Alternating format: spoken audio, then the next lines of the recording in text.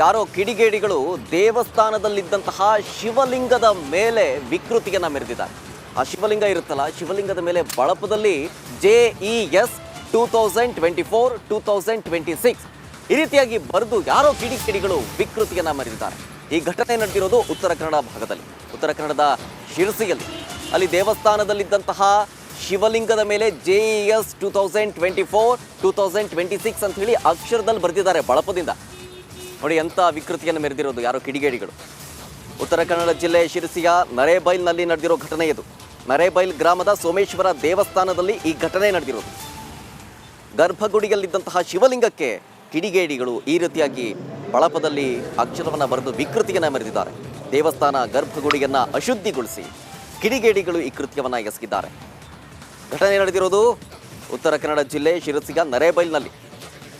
ನೋಡ್ತಾ ಇದ್ದೀರಿ ವಿಜುವಲ್ಸಲ್ಲಿ. ಇದೇ ದೇವಸ್ಥಾನ, ಇದೇ ಶಿವಲಿಂಗ, ಅದರ ಮೇಲೆ JES 2024-26 ಅಂತ ಹೇಳಿ ಬರೆದಿದ್ದಾರೆ. ಯಾರೋ ವಿಕೃತಿ ಮೆರೆದಿದ್ದಾರೆ ಕಿಡಿಗೇಡಿಗಳು. ಆದರೆ ಯಾಕೆ ಅನ್ನೋದು ಇನ್ನೂ ಕೂಡ ಗೊತ್ತಾಗ್ತಾ ಇಲ್ಲ, ಯಾರು ಅನ್ನೋದು ಕೂಡ ಗೊತ್ತಾಗ್ತಾ ಇಲ್ಲ.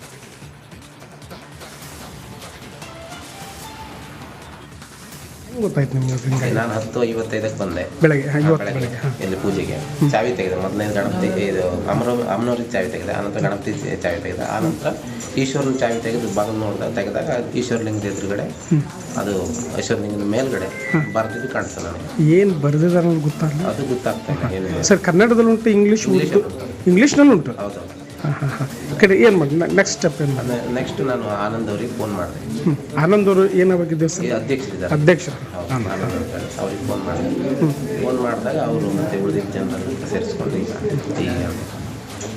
ಏನಾದರೂ ಸಮಸ್ಯೆ ಹಂಗೇನಾದರೂ ಯಾರ ಮೇಲೆ? ಹಂಗೇನಿಲ್ಲ. ಚಾವಿ ಮುರಿದಿತ್ತ? ಚಾವಿ ಮುರಿದಿಲ್ಲ, ಬಾಗಿಲನ್ನು ದೂಡಿ. ಅದಕ್ಕೆ ಚಾವಿ ಇಲ್ಲ ಇತ್ತು? ಚಾವಿ ಇತ್ತು, ಇದ್ರೂ ಕೂಡ ಜಬರ್ದಸ್ತಿ ಹಿಂಗೆ ಓದಿದ್ರೆ ಓಪನ್ ಆಗ್ತದೆ. ಹಂಗಾಗಿ ಓಪನ್ ಮಾಡಿ ಅದನ್ನ ಮತ್ತೇನು ಕಳ್ತನ ಏನಾದರೂ ಆಗಿದೆ ಉಂಟು? ಇಲ್ಲ, ₹1 ಕೂಡ ಇಲ್ಲ, ಏನೋ ತೆಗೆದು